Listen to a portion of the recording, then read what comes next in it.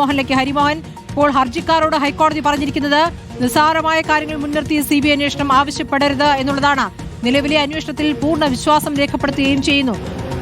അതായത് SITക്ക് ഇനിയും കൂടുതൽ സമയം നൽകാൻ പോകുന്നു ഹൈക്കോടതി എന്നല്ലേ മനസ്സിലാക്കേണ്ടത്?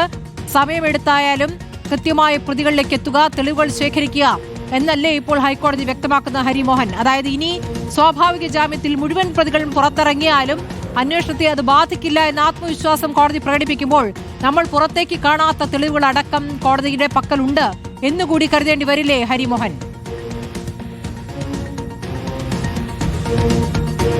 തീർച്ചയായിട്ടും സ്മൃതി, ഇത്തരത്തിൽ തിരക്ക് പിടിച്ചുകൊണ്ട് അല്ലെങ്കിൽ ധൃതി പിടിച്ചുകൊണ്ട് ഒരു കുറ്റപത്രം സമർപ്പിച്ച് മുന്നോട്ട് പോകേണ്ട ആവശ്യമില്ല. പ്രതികൾ പുറത്തിറങ്ങിക്കോട്ടെ, അത് ആശങ്ക ഉണ്ടാക്കുന്ന കാര്യമില്ല. മറിച്ച് അന്വേഷണം കൃത്യമായ രീതിയിൽ മുന്നോട്ട് പോവുക. ഇപ്പോൾ നിലവിൽ ഹൈക്കോടതിയുടെ മുന്നിൽ സമർപ്പിച്ചിരിക്കുന്ന തെളിവുകളിൽ ഹൈക്കോടതി വലിയ രീതിയിലുള്ള തൃപ്തി പ്രകടിപ്പിച്ചിട്ടുണ്ട്. അതായത് ഈ പുറത്തു വരുന്ന, അതായത് ഇടക്കാല ഉത്തരവുകൾ ഇടയ്ക്ക് പുറത്തു വരാറുണ്ട്. ആ ഇടക്കാല ഉത്തരവുകളിൽ പറയുന്ന വിവരങ്ങൾക്ക് അപ്പുറത്തേക്ക് SIT അന്വേഷണത്തിന്റെ ഓരോ മിടിപ്പുകളും ഹൈക്കോടതി അറിയിക്കുന്നുണ്ട് എന്നുള്ളത് തന്നെയാണ് നമുക്ക് മനസ്സിലാക്കാൻ സാധിക്കുന്നത് ഈ വരികളിൽ കൂടി.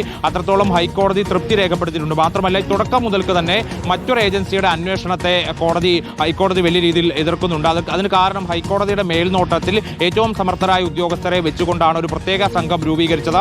ആ സംഘത്തിന്റെ ഇതുവരെയുള്ള പ്രവർത്തനങ്ങളിൽ അന്വേഷണത്തിലൊക്കെ തന്നെ ഹൈക്കോടതിക്ക് തൃപ്തിയുമുണ്ട്. ആ കാര്യങ്ങൾ പല വട്ടമായി നിരീക്ഷിച്ചുകൊണ്ട് ഹൈക്കോടതി തന്നെ പല ഉത്തരവുകളും അല്ലെങ്കിൽ പല നിരീക്ഷണങ്ങളും നടത്തിയിട്ടുണ്ട്. ഇത് തന്നെയാണ് ഇപ്പോഴും നടക്കുന്നത്. അതായത് 3 ഹർജികൾ, ഒന്ന് BJP സംസ്ഥാന അധ്യക്ഷൻ രാജീവ് ചന്ദ്രശേഖരന്റെ ഹർജി, മറ്റൊന്ന് വിശ്വ ഹിന്ദു പരിഷത്തിന്റെ ഹർജി വരുന്നു, ഒന്ന് അഖിലതന്ത്രി പ്രചാരക സഭയുടെ ഹർജി. ഇങ്ങനെ 3 ഹർജികൾ CBI അന്വേഷണം ആവശ്യപ്പെട്ടുകൊണ്ട് ഹൈക്കോടതിയുടെ മുന്നിലേക്ക് വരുന്ന ഘട്ടത്തിൽ കഴിഞ്ഞ തവണ തന്നെ, അതായത് ഈ തന്ത്രി പ്രചാരക സഭയുടെ ഹർജി വന്ന സമയത്ത് തന്നെ കഴിഞ്ഞ തവണ ഹൈക്കോടതി ഇക്കാര്യത്തിൽ ഒരു നിലപാട് വ്യക്തമാക്കിയതാണ്.